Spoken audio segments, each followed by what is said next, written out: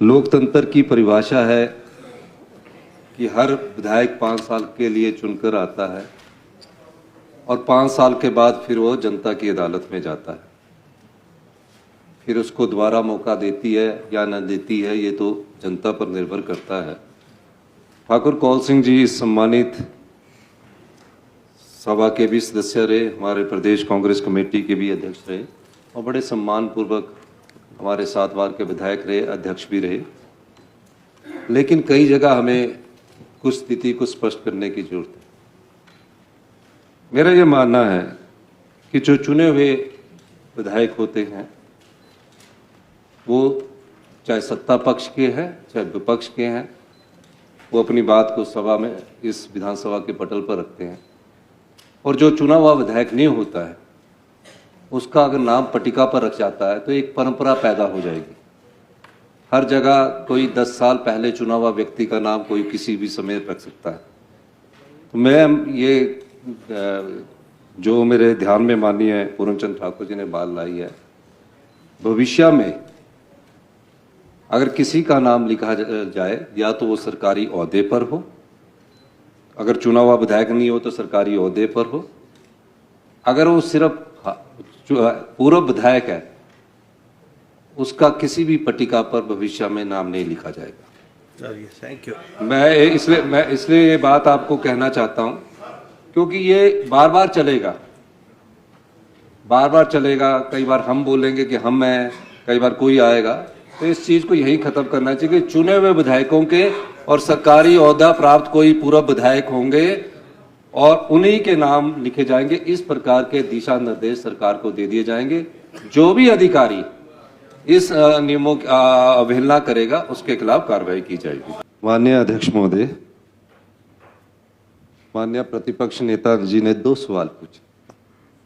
पहले तो मैं इनकी ओक ओवर में जो इनकी नाम की पट्टिका है और लिफ्ट लगी है, मेरे को तो ये भी नहीं जानकारी है। और सुनिए और एक और बता रहा हूं, हम ना तो पट्टिका हटाए हैं, इनके टाइम का जो स्टाफ है ना जो लगा हुआ, वो मेरे अंदर ही, घर के अंदर भी है, बाहर भी है, किसी को नहीं हमने बदला। सिक्योरिटी वाले स्टाफ भी है, आप पता कर लेना। सिक्योरिटी का जो इनके साथ था मेरे साथ है।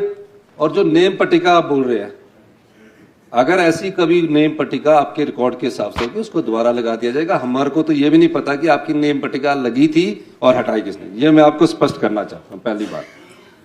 क्योंकि मैं इस चीज पर विश्वास नहीं रखता कि नेम की पट्टिका लगानी है, क्योंकि कांग्रेस की सरकार तो लोगों के दिलों में पट्टिका लगाना चाहती है। नेम पट्टिका इसमें नहीं लगाना चाहती। तो एक तो मैं इनकी अगर दुखदी रग है तो उसको हम दूर करेंगे। आपकी जो नेम पट्टिका है अगर वहां लगी होगी और किसने हटाई है मैं उसकी भी जानकारी प्राप्त करूं। और मैं ये स्पष्ट करना चाहता हूं कि किसी के नाम की भी पट्टिका ना तो तोड़ी जाएगी और जिसकी पट्टिका अगर आपके ध्यान में विपक्ष के नेताओं की है उसको भी हम दोबारा लगाएंगे। मैंने इनके समय भी ऐसे ही पट्टिका लगती थी, मैं आपको बताना चाहता, इनके समय भी टूटती मैं ये बात इसलिए कहना चाहता हूं कि इन्होंने नहीं उसको स्पष्टीकरण किया। हम इस सभा मंडल में आपको ये आश्वासन देना चाहते हैं कि ये निर्देश हम नीचे तक देंगे और संबंधित कानून इसका कोई उल्लंघन करेगा उसके खिलाफ कड़ी कार्रवाई की। ये भारत सरकार ने 2 साल पहले, हमारी सरकार से पहले, स्मार्ट मीटरिंग के लिए टेंडर की प्रक्रिया को शुरू किया, जिसका समय अवधि पूरी होने वाली थी। हम आर.के. सिंह जी के पास गए, उनसे अनुरोध किया कि स्मार्ट मीटर की हमें समय दिया जाए। उसमें मीटर की जो परचेज है वो चल रही है, टेंडर उसके हो चुके हैं।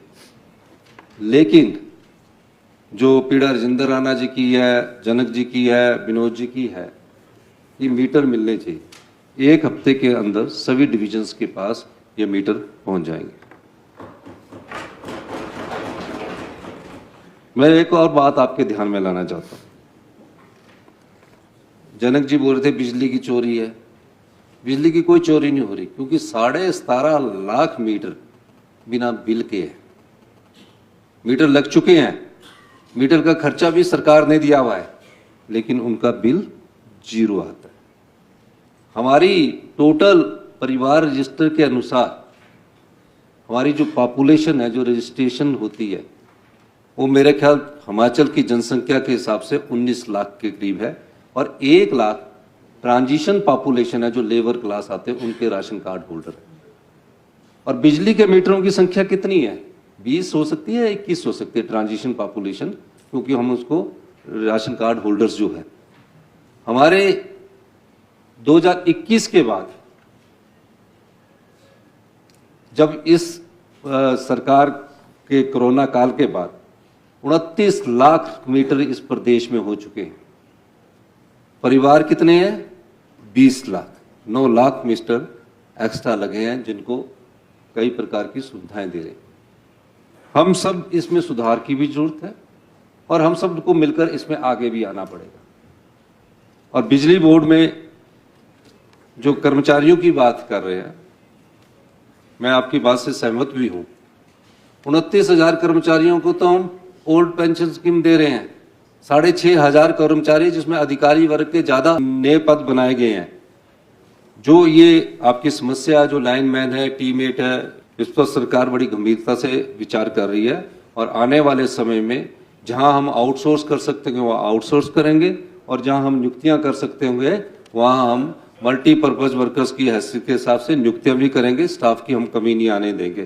कंडक्टर की भी आपने बात की है, कंडक्टर हमारे पास पूरी है। खंबे पीछे कम थे क्योंकि सप्लाई करने में टाइम लग जाता है, लेकिन हम इस व्यवस्था में थोड़ा और भी परिवर्तन करने की कोशिश करेंगे।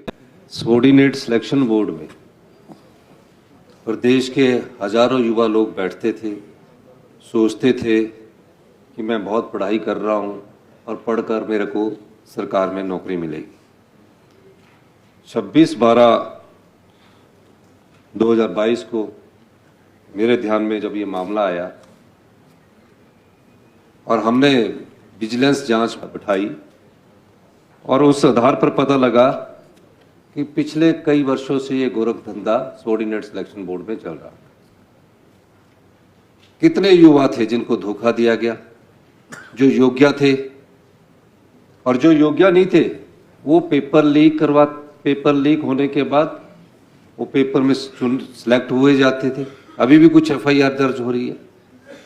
हमने उन युवाओं को धोखे से बचाया जो पेपर बेचे जाते थे जिनको, और जो लोग नौकरी लग जाते थे। हमने सबॉर्डिनेट सिलेक्शन बोर्ड को भंग कर दिया, और हमने सानन कमेटी रिपोर्ट बनाई और कहा कि पूरा पारदर्शिता से काम होना चाहिए। ये ठीक कहा कि 3 महीने की हमने उन्हें समय अवधि दी, लेकिन जब वो बैठकें हुई, RMP रूल्स देखेंगे तो और समय हमें बढ़ाना पड़ा, और समय हमने बढ़ाया। अब राज्य चयन आयोग का गठन कर दिया गया, और राज्य चयन आयोग का गठन करने के बाद उसमें चेयरमैन की पोस्ट क्रिएट करके उसमें इंटरव्यू स्टार्ट करने की प्रक्रिया को शुरू किया जा रहा है। 3-4 साल से ये आपके पेपर जो सबॉर्डिनेट सिलेक्शन बोर्ड में होते थे वो सब हाई कोर्ट और सुप्रीम कोर्ट में थे। आज JOIT के जो पेपर है, जो बच्चे बैठे हैं, वो 2020 का, मेरे समय का नहीं। हम तो समस्या का समाधान कर रहे हैं। हम हर चीज में समाधान करना चाह रहे हैं। हम कैबिनेट की सब कमेटी इसीलिए बनाई है कि 1 लाख कुछ लोग बैठे, उसमें सिलेक्ट हुए 1800-1900 के लगभग। अब उसमें से भी 10-12 लोगों को पेपर लीक करवाए गए हैं। उसका समाधान ढूंढ रहे हैं। हम उनका भला चाहते हैं, कोई ओवरेज की बात नहीं। जहां हमें तो 1 ही साल हुआ है, 1 साल में अगर कहीं हमारी जो नियुक्तियां होनी है वो चल रही है, फिर हमने क्या किया कि ये नियुक्तियां करनी जरूरी है। हमने पब्लिक सर्विस कमीशन को ये जो नियुक्तियां, उसके बारे में हमने उनको लिख दिया, और वो नियुक्तियां कर रहे हैं। तकरीबन 2-2.5 हजार नियुक्तियां तो इसी साल हमने कर दी है, जिनकी अपॉइंटमेंट लेटर इस अप्रैल में हम उनको जारी कर देंगे, और उनकी नियुक्तियों के रिजल्ट भी निकल चुके हैं। इसके अलावा जो माननीय हमारे राकेश जम्वाल जी ने कहा है कि राज्य चयन आयोग कब तक करेगा, मेरा मानना है कि जल्दी ही इस प्रक्रिया को शुरू कर लिया जाएगा। और क्योंकि ये कंप्यूटर बेस्ड टेस्ट होंगे, पेपर भी कंप्यूटर ही सेट करेगा, सारे कंप्यूटर बेस्ड टेस्ट के आधार पर इसको किया जाएगा। इतना इंफ्रास्ट्रक्चर खड़ा करने के लिए अभी हमें थोड़ा समय लग रहा है, लेकिन नियुक्तियां सभी जो भी राज्य चयन आयोग के माध्यम से जो सबॉर्डिनेट सिलेक्शन बोर्ड के माध्यम से होती है वो सब राज्य चयन आयोग को चली जाएगी। जब तक राज्य चयन आयोग उन नियुक्तियों को नहीं करता तब तक पब्लिक सर्विस कमीशन के द्वारा हम उन नियुक्तियों को कर रहे हैं, जिसमें पुलिस की भी भर्ती जो है, हम पुलिस का पेपर लीक नहीं करवाएंगे। लीक करवाने के बाद जब हल्ला हो गया तो दोबारा करवा दिया। हमने कहा पुलिस की भर्ती का पेपर भी जो है वो पब्लिक सर्विस कमीशन करवाएगा जब तक राज्य चयन आयोग पूरी तरह से काम नहीं कर सकता है। एक दूसरा, फिजिकल टेस्ट पुलिस विभाग वाले लेंगे।